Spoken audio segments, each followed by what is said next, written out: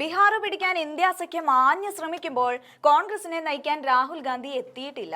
തെരഞ്ഞെടുപ്പിന് ഇനി വിരലിൽ എണ്ണാവുന്ന ദിനങ്ങൾ മാത്രമാണ് ബാക്കി നിൽക്കുന്നത്.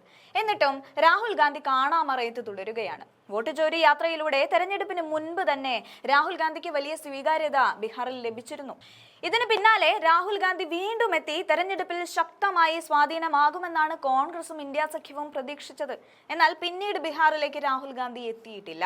രാഹുൽ എവിടെ എന്ന ചോദ്യം ബീഹാറിൽ ഉയരുമ്പോൾ കോൺഗ്രസിന് മറുപടി ഇല്ല എന്നതാണ് സത്യം. ബീഹാറിൽ തെരഞ്ഞെടുപ്പ് ചൂടേറുമ്പോൾ പ്രധാനമന്ത്രി നരേന്ദ്രമോദിയും ആഭ്യന്തരമന്ത്രി അമിത് ഷായും RJD നേതാവ് തേജസ്വി യാദവും പര്യടനത്തിൽ സജീവമായിരിക്കെയാണ് രാഹുലിന്റെ അഭാവം ചർച്ചയാകുന്നത്. 16 ദിവസം നീണ്ടുനിന്ന വോട്ട് അധികാർ യാത്രയിലൂടെ ബീഹാറിന്റെ രാഷ്ട്രീയ തലങ്ങൾ ഇളക്കിമറിച്ച രാഹുൽ ഗാന്ധി ഇപ്പോൾ രാഷ്ട്രീയ വേദികളിൽ നിന്ന് അപ്രത്യക്ഷനായിരിക്കുന്നു. സെപ്റ്റംബർ 1-ന് പട്നയിലെ ഗാന്ധി മൈതാനത്ത് വോട്ട് അധികാർ യാത്രയുടെ സമാപന ചടങ്ങിലാണ് രാഹുലിന്റെ ബീഹാറിലെ അവസാന പൊതുപരിപാടി നടന്നത്. 25 ജില്ലകളിലൂടെ 110 നിയമസഭാ മണ്ഡലങ്ങളിലൂടെയും 1300 കിലോമീറ്റർ സഞ്ചരിച്ച യാത്രയിലൂടെ കോൺഗ്രസിന്റെ പ്രവർത്തന ശേഷിയെ പുതുക്കിയെന്ന് വിലയിരുത്തപ്പെട്ടിരുന്നുവെങ്കിലും അതിനുശേഷം രാഹുലിനെ കാണാതായിരിക്കുകയാണ്. 29 ദിനം പിന്നിട്ടിരിക്കുകയാണ് രാഹുൽ ബീഹാറിൽ എത്തിയിട്ട്. മഹാസഖ്യത്തിന്റെ മുഖ്യമന്ത്രി സ്ഥാനാർത്ഥിയായി തേജസ്വി യാദവിനെ പ്രഖ്യാപിച്ച വാർത്താ സമ്മേളനത്തിന്റെ ബാനറിലും രാഹുലിന്റെ ചിത്രം കാണാനില്ല. പട്ന റാലിക്ക് ശേഷം പൊതുസ്ഥലങ്ങളിൽ രാഹുലിനെ വെറും 5 തവണ മാത്രമാണ് കണ്ടത്. ഇതൊന്നും ബീഹാറിലെ തെരഞ്ഞെടുപ്പുമായി ബന്ധപ്പെട്ടിട്ടല്ല. സെപ്റ്റംബർ അവസാനം ഗുരുഗ്രാമിലെ ഒരു പിസ്സ ഔട്ട്ലെറ്റിലും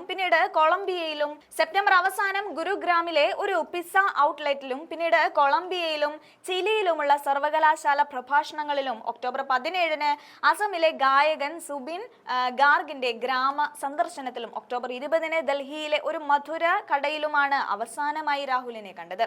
ബീഹാർ പ്രതിപക്ഷ നേതാവും മഹാസഖ്യത്തിന്റെ മുഖ്യമന്ത്രി സ്ഥാനാർത്ഥിയുമായ തേജസ്വി യാദവിനോടൊപ്പം വോട്ട് അധികാർ യാത്രയിൽ പങ്കെടുത്തതിനു ശേഷമാണ് രാഹുൽ ഗാന്ധി പ്രചാരണ രംഗത്ത് നിന്ന് അപ്രത്യക്ഷനായത്.